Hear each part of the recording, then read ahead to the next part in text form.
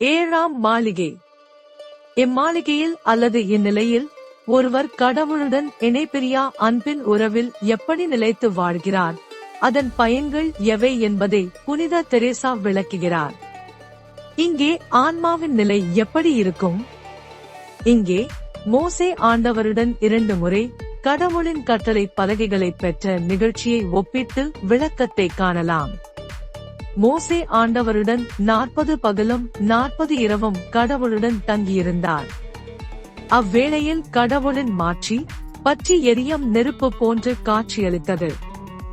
ஆண்டவரும் அவரிடம் நண்பனிடம் பேசுவது போன்று முகமுகமாய் பேசினார். கடவுளுடன் மீளவும் 40 பகலும் 40 இரவும் தங்கியிருந்ததால் மோசே கடவுளோடு பேசியதால் அவர் முகத்தோற்றம் ஒளிமயமாய் இருந்தது. மோசே 40 இரவும் பகலும் எவ்வாறு உண்ணாமலும் பருகாமலும் இருந்தார்? ஏனெனில் வாழ்வு தரும் கடவுளே, அவரது வார்த்தைகளே அவருக்கு உணவானது. கடவுளுடன் அவர் நட்புறவில் இருந்ததால் அவர் அகமும் முகமும் ஒளிர்ந்தது.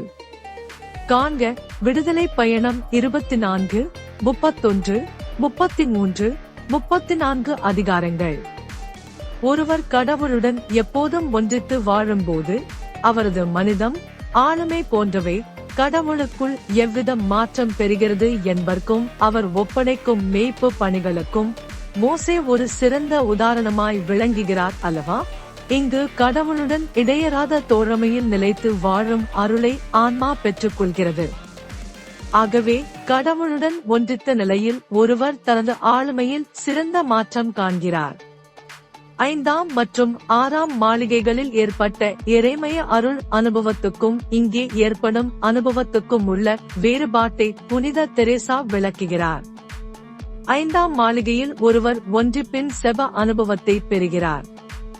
6ஆம் மாளிகையில் பரவசங்கள் போன்றவை மூலம் கடவுளுடன் ஒன்றிப்பை அனுபவிக்க முடிந்தது. எனினும் திருத்தூதர் பவுலுடைய கண்கள் தமஸ்கு நகர் செல்லும் பாதையில் குருடாகியது போன்று இந்நிகழ்வுகளின் போது அவை எப்படி நிகழ்ந்தன என்று ஆன்மா அறிந்து கொள்வதில்லை. கடவுளும் அப்புரிதலை கொடுப்பதில்லை. எனினும் புனித பவுல் கண்களிலிருந்து செதில் போன்றவை விழவே தெளிவாக பார்த்தது போல காண்க திருத்தூதர் பணிகள் 9, 18. இங்கே ஆன்மாவானது இறை மெய்மைகளை தனது இயல்புகளுக்கு இணையொத்த கர்நாச்சுரல் செயலாக மிக தெளிவாக கண்டுணரும்படி கடவுளே செய்கிறார். இப்போது கடவுளே ஆன்மாவிற்குள் மறைபொருளை புரிந்துணரும் ஆற்றலை சிறப்பாக தருகிறார்.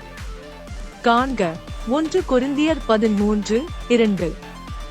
இப்போது ஆன்மாவானது கடவுளின் மேலான மறைபொருளைக் கண்டு அனுபவத்தினும் அவற்றால் ஒருபோதும் மெய்மறந்த பரவச நிலைக்கு ஆளாவதில்லை.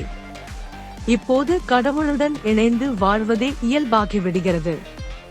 இதனால் செபிப்பவர் எப்போதும் மூவொரு கடவுளின் உடனிருப்பை அறிவுமொழி காட்சியில் கண்டிடனும், அவர் எப்போதும் கடவுளின் இடையறாத தோழமையில் வாழ்ந்திடனும், அவர் அன்றாடம் புரியும் பல்வேறு பணிகளில் ஈடுபட அவை ஒருபோதும் தடையாய் இருப்பதில்லை. மாறாக அவர் செய்யும் செயல்களை கடவுளுடன் இணைந்தே அவரது தோழமையிலேயே செய்யும் ஆற்றல் பிறக்கிறது. ஆகவே இங்கு ஆன்மாவில் நடைபெறும் ஒன்றிப்பு அதனை கடவுளுக்கேற்ற விதமாக உருமாற்றம் காணும்படி செய்கிறது.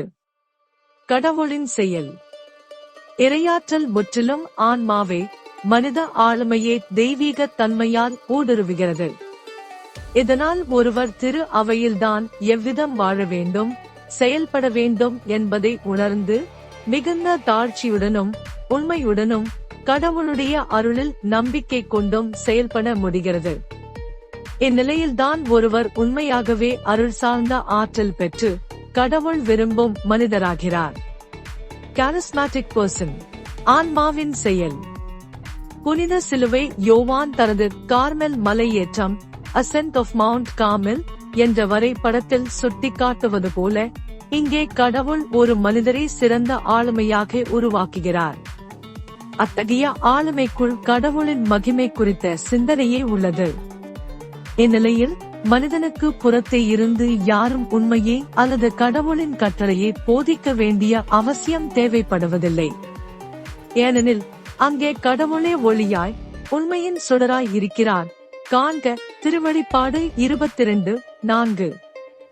அங்கே ஆன்மா என்னும் மனித ஆளுமையில் அமைதி, மகிழ்ச்சி, நற்பேறு, பேரின்பம், ஞானம், நீதியுணர்வு, உறுதியுணர்வு, தூய அன்பு, தெய்வ பக்தி போன்ற அனைத்தும் குடிகொண்டிருக்கும். இறை ஒன்றிப்பு நிலையை அடைவதால் ஒருவரின் அன்பு தூய்மையானதாகவும் பிறர் மட்டிலும் திரு அவை சார்ந்தவற்றிலும் அவர் காட்டும் அன்பும் புரியும் அன்பு செயல்களும் நிறைவானதாகவும் பற்றின்மைக்கு எடுத்துக்காட்டாகவும் அமைகிறது. கிறிஸ்துவின் செயல். இங்கு கிறிஸ்து ஆன்மாவை தனது உடைமையாக்கிக் கொள்கிறார். ஆன்மாவிற்கு அவரே பொறுப்பேற்கிறார். ஆன்மா முழுமையாய் விடுதலை அடைந்த படைப்பாகிறது. காண்க உரோமையர் 8:18 முதல் 25 வரை.